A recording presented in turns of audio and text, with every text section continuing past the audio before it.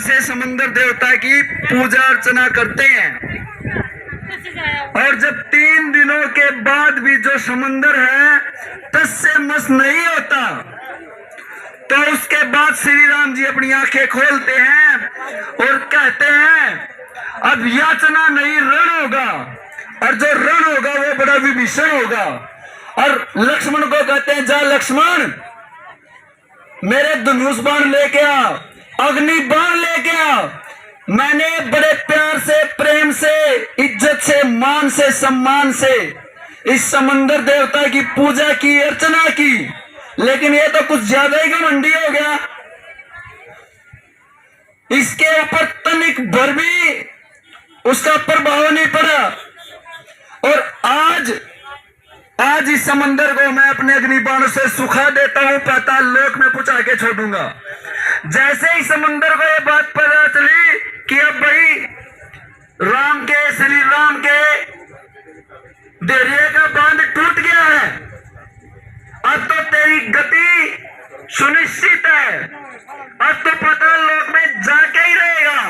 तो जो समंदर देवता कांपते हुए हाथों से हाथ जोड़ के खड़ा हो जाता है श्री राम जी के सामने और कहता है हे प्रभु मुझे माफ करो, मुझे माफ करो, लेकिन एक रिक्वेस्ट है, मैं रास्ता देने के लिए तैयार हूं। यदि मैं रास्ता देता हूं तो बीच के जीव जंतु मर जाएंगे। आप यहाँ पे नेशनल हेल्थ मिशन के कर्मचारी पिछले 11 दिन से धरने पर थे। वह धरना उनका सामान्य अस्पताल सिरसा के अंदर चल रहा था, लेकिन 11 दिन के इंतजार के बाद उनका गुस्सा फूट पड़ा और उन्होंने अपने जान के ऊपर बाजी खेल दी। आज सुबह 3 बजे लघु सचिवालय के अंदर जो वाटर वर्क्स बने हैं उनकी टंकी पर आकर वो चढ़ गए हैं। अपनी मांगे पूरी ना होने तक उन्होंने एक अनिश्चितकालीन जो धरना था उसको एक नया रूप दिया है, एक नया मोड़ दिया है। इसी मोड़ के तहत वो आप मेरे पीछे जो बनी टंकी देख रहे हैं उसके ऊपर उनके कुछ कर्मचारी चढ़ गए हैं और नीचे उनके साथी उनको समर्थन देते हुए यहाँ बैठे हैं। तो चलो एनएचएम कर्मचारियों के साथ आपकी बात करवाते हैं और जानते हैं उनके असल मुद्दे क्या है और एनएचएम कर्मचारियों का आपके जीवन में महत्व क्या है। नमस्कार जी। नमस्कार। क्या नाम है जी आपका? मेरा नाम सुरेंद्र सामा है जी। सुरेंद्र सामा जी। और मैं पिछले 16 साल से एनएचएम कर्मचारी के रूप में हेल्थ डिपार्टमेंट में काम कर रहा हूं और अभी तक कच्चा कर्मचारी हूं। और मेरे साथी हैं जो कई ऐसे साथी हैं जो जिनको 27 साल हो गए एनएचएम के अंदर कार्य करते हुए, लेकिन उनको सरकार द्वारा अभी तक पक्का नहीं किया गया, रेगुलर नहीं किया गया। मैं आपके संज्ञान में लाना चाहता हूं कि 2017 के अंदर हमने स्ट्राइक करी थी और उस स्ट्राइक के माध्यम से हमें सरकार द्वारा बाईलाज दिए गए थे। बाईलाज एक ऐसे सर्विस रूल थे जिसके बराबर हमें रेगुलर के बराबर में मानदेय दिया जाना था, जिसमें कोई जब वो जल्दी में बनाए गए थे उसमें कई खामियां थी। तो हमने सरकार से आग्रह किया कि उन खामियों को दूर किया जाए, तुरंत प्रभाव से दूर किया जाए। लेकिन 2017 से 2024 चल रहा है, सरकार का उसके ऊपर कोई भी किसी प्रकार की कार्रवाई नहीं की गई। उसके बाद 2021 के अंदर 1 नवंबर को सीएम हमारे जो मुख्यमंत्री, पूर्व मुख्यमंत्री मनोहर लाल खट्टर जी हैं, उन्होंने 7th पे कमीशन देने की सैद्धांतिक जो कि अनाउंसमेंट की थी कि 7th पे कमीशन दिया जाता है एनएचएम कर्मचारियों को, जो कि 2024 आ गया है, अभी तक लागू नहीं किया गया है और हमारे कर्मचारियों का शोषण किया जा रहा है। और 2017 में जो बाईलाज बनाए गए थे वो कुछ समय पहले इस सरकार का एक फरमान जारी किया गया है तो सरकार द्वारा कि उसको फ्रीज किया जाए, तो जिसके चलते कर्मचारियों में भारी रोष है। आपकी मुख्य मांगे क्या है? हमारी मुख्य मांगे हैं कि हमें नियमित किया जाए, बस हमें नियमित किया जाए, क्योंकि सरकार को हमने ड्राफ्ट बना दिया है नियमितीकरण का। उस ड्राफ्ट के तहत सरकार हमें नियमित कर सकती है, इसमें कोई दो राय नहीं है। तो 25, 27 साल हो गए जो नौकरी करते हुए। आगे की रणनीति क्या रहेगी? रणनीति ये है, हमारे साथी जी हैं जो ऊपर हमारे प्रधान है कुंदन कावरिया जी, और साथी हैं विकास जी हैं और कृष्ण जी हैं, और वो साथी हैं। जब तक वो हमारी सरकार मांगे नहीं मानती, वो नीचे नहीं आती, तो हमारा प्रदर्शन जारी रहेगा। पिछले 11 दिन से आप धरने पर थे, आज टंकी पर चढ़े हो, प्रशासन के साथ कोई वार्तालाप या कोई मीटिंग का दौर प्रशासन के साथ बहुत बार वार्तालाप हुई है, लेकिन प्रशासन हमें लिखित में कुछ नहीं दे रहा। वो लिखित एक झांसा दे रहा है, आपका काम हो जाएगा। हमने 6 जुलाई को पूरा हरियाणा ने करनाल के अंदर सीएम का घेराव किया था। वहाँ सीएम मुख्यमंत्री जो नायब सैनी जी हैं, उन्होंने हमारी मांगे सुनी और सुनने के बाद उन्होंने कहा कि आपकी पूर्ण सारी मांगे 10 दिन के अंदर हम पूरी कर देंगे। लेकिन उस बात को आज 6 अगस्त हो गया है, अभी तक कोई मांगों पर कोई विचार नहीं किया गया, कोई कार्रवाई नहीं की गई है। हमारे साथ किसान नेता और सोशल एक्टिविस्ट रणधीर जी जोधका है, जो इस एनएचएम धरने को अपना समर्थन देने आए हैं। रणधीर जी नमस्कार, आपको भी, आपके सभी दर्शकों को मेरा राम राम। देखो, हमारे प्रदेश के अंदर और देश के अंदर एक बहुत ही बड़ी कमी चल रही है।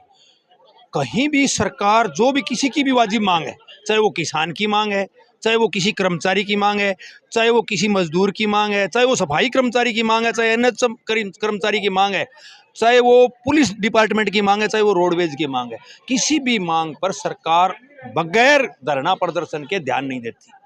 अगर डीएपी बीज की मांग आएगी, यूरिया की मांग आएगी, बीज की मांग आएगी, फसल खरीद की मांग आएगी, तो भी धरने के बाद ही बिकेगी, धरने के बाद ही फसल बिकेगी, धरने के बाद ही खाद मिलेगी, धरने के बाद ही, यानी प्रदर्शन के बाद ही सरकार चेतती क्यों है।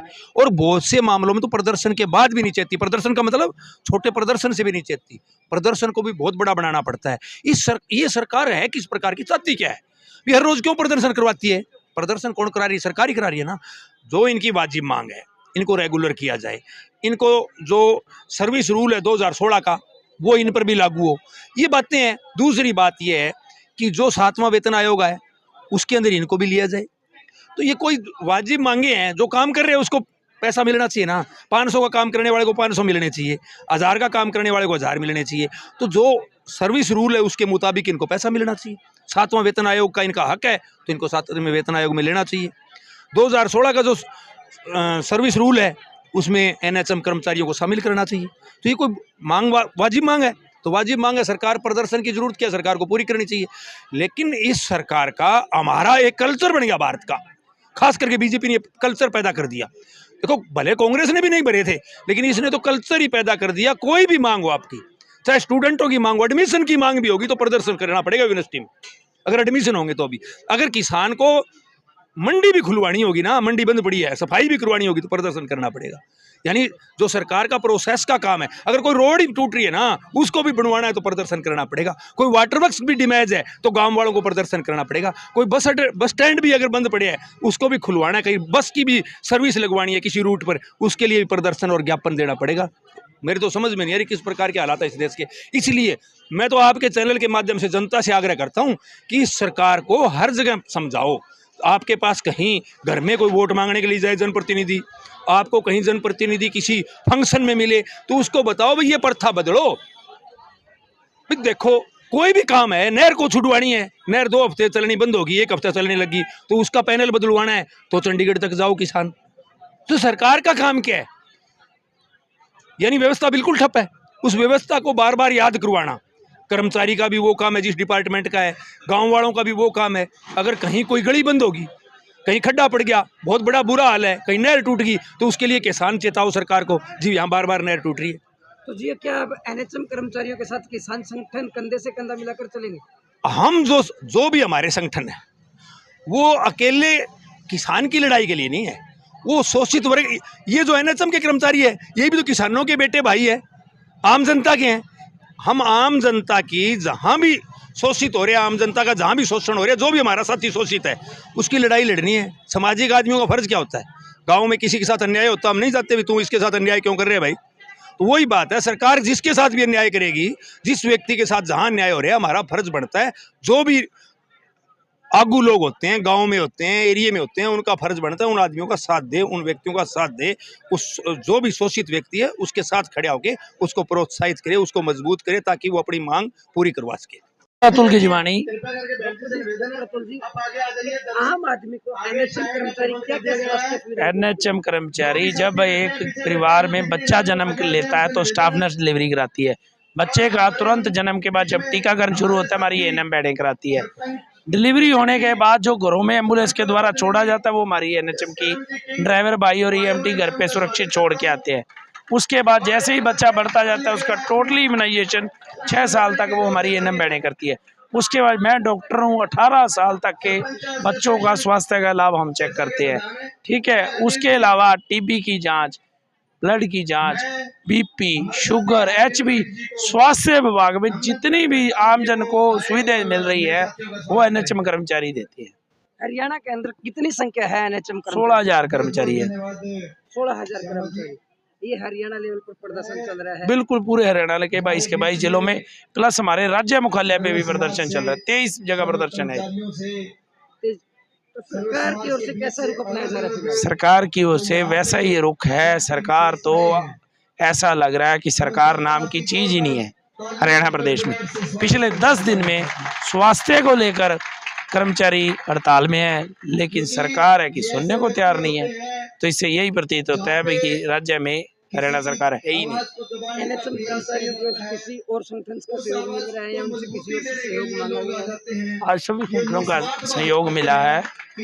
सर्व कर्मचारी संघ का सहयोग मिला है, किसानों का मिला है, जट एसोसिएशन का मिला है, अपने क्या कहते हैं आशा बहनजियों का मिला है, आंगनवाड़ी वर्करों का मिला है, अपने नगर पालिका के साथियों का मिला। आज जितने भी विभाग के कर्मचारी संगठन है वो सबका हमें समर्थन मिला।